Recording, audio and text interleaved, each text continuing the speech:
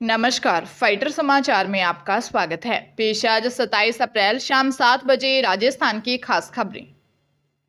Anti corruption bureau team ने Dudu collector Hanumanmal Dhaka और पटवारी हंसराज के यहां देर रात छापेमारी की। आरोप है कि भू रूपांतरण के बदले 25 लाख रुपए घूस मांगी गई थी। सर्च की कार्रवाई काफी देर तक चली। एसीबी के डीआईजी डॉक्टर रवि का कहना है कि पीड़ित ने शिकायत दी कि दूदू में उनकी फर्म के नाम से 204 बिघा जमीन है। इसके कुछ खसरे तालाब पालक क्षेत्र में होने के कारण कन्वर्जन करवाए जाने की शिकायत कलेक्टर के पास की गई थी। उनके खिलाफ कार्रवाई नहीं करने के बदले दूदू कलेक्टर हनुमानमल ढाका और पटवारी हंसराज ने 25 लाख रुपए मांगे थे।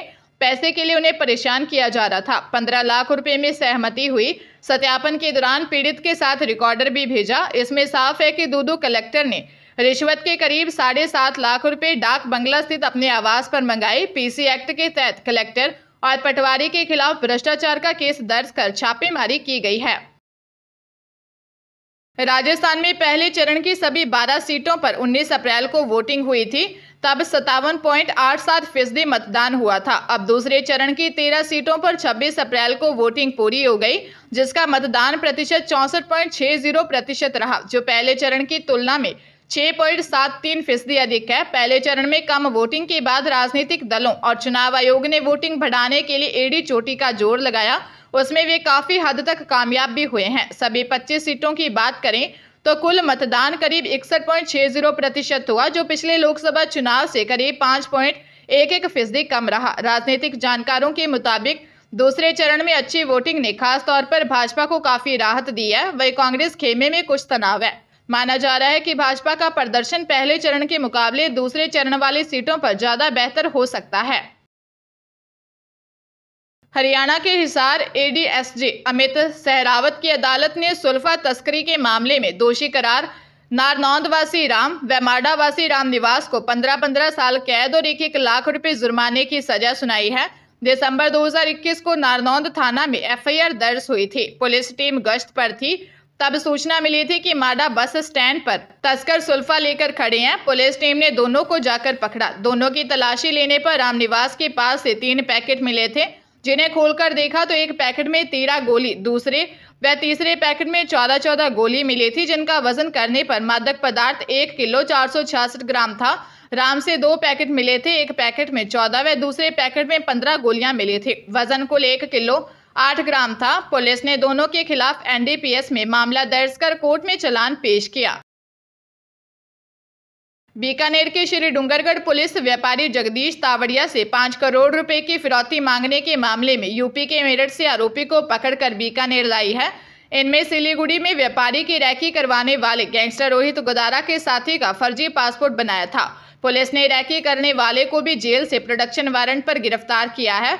रोहित गोदारा ने 4 व 5 अप्रैल को श्री डूंगरगढ़ के व्यापारी जुगल किशोर तावड़िया को जान से मारने की धमकी देकर 5 करोड़ रुपए की फिरौती मांगी थी। इसके लिए सीकर में फतेहपुर निवासी राहुल रेनाऊ ने नया शहर पुलिस थाने के हिस्ट्री शीटर माधव पारिक से पश्चिम बंगाल के सिलीगुड़ी में जुगल की रैकी करवाई थी। यूपी के मेरठ में सुभाषपुरी निवासी राजू वेद ने रेनाऊ को गाजियाबाद ऑफिस से फर्जी पासपोर्ट बनवाया था, जिससे वह विदेश भाग गया।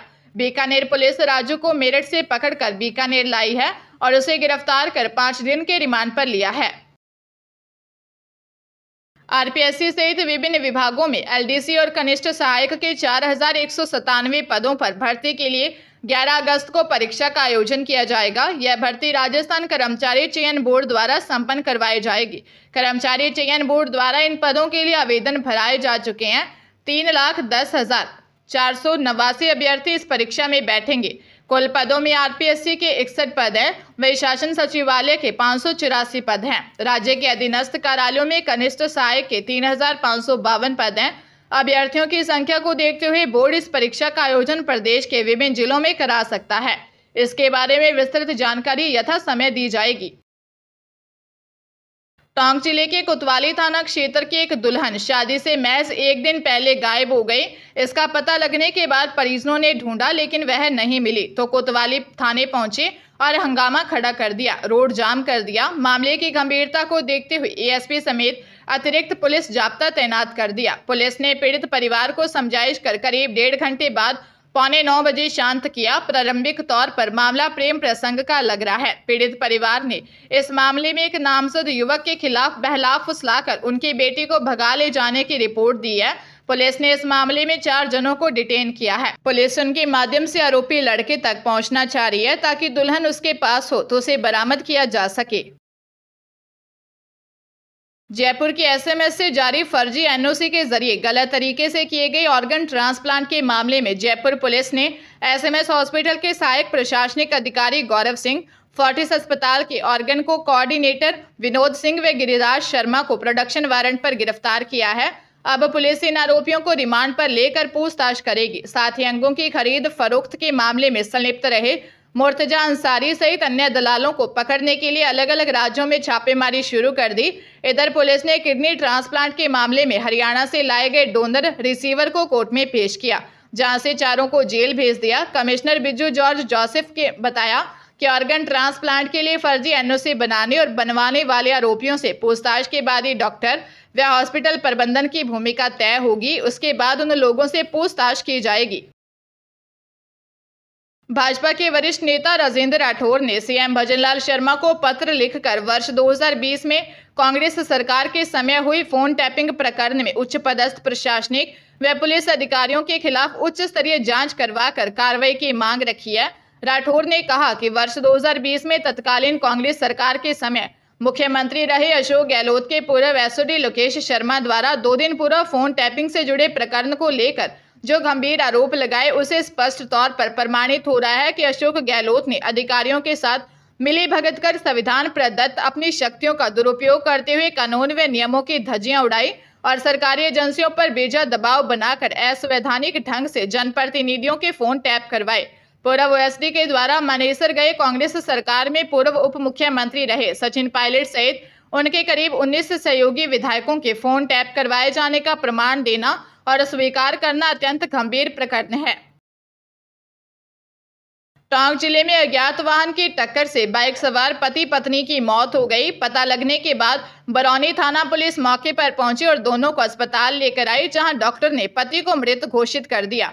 पत्नी को जयपुर रेफर कर दिया, जहां उसकी भी मौत हो गई। यह हादसा बरौनी थाना क्षेत्र के जयपुर कोटा नेशनल हाईवे 52 पर बनास पुलिया पर हुआ। उधर इनकी मौत के साथ ही मृतक दंपति के इकलौते पुत्र की 10 मई को होने वाली शादी की खुशियां मातम में बदल गई। परिजनों का रो रो कर हाल बुरा है। बरौनी थाना अधिकारी ओम प्रकाश ने बताया कि छान निवासी 40 वर्षीय शिवराज जाट अपने 45 वर्षीय पत्नी पुष्पा जाट के साथ बाइक से सोहेला में एक शादी समारोह में शामिल होने के लिए आ रहे थे। इस दौरान बनास पुलिया के पास हादसा हो गया। मृतक के इकलौते पुत्र की 10 मई को शादी होने वाली है। माध्यमिक शिक्षा बोर्ड द्वारा 12 मई को ली जाने वाली राज्य स्तरीय प्रतिभा खोज परीक्षा यानी ST/SC के प्रवेश पत्र अगले सप्ताह जारी किए जा सकते हैं। बोर्ड द्वारा इस परीक्षा की तैयारियां की जा रही हैं। बोर्ड इस परीक्षा का आयोजन अजमेर सहित प्रदेश के विभिन्न जिलों में कराने की तैयारी कर रहा है। 11,441 परीक्षार्थी परीक्षा में बैठेंगे। 3 पारियों में होने वाली इस परीक्षा का कार्यक्रम जारी किया जा चुका है।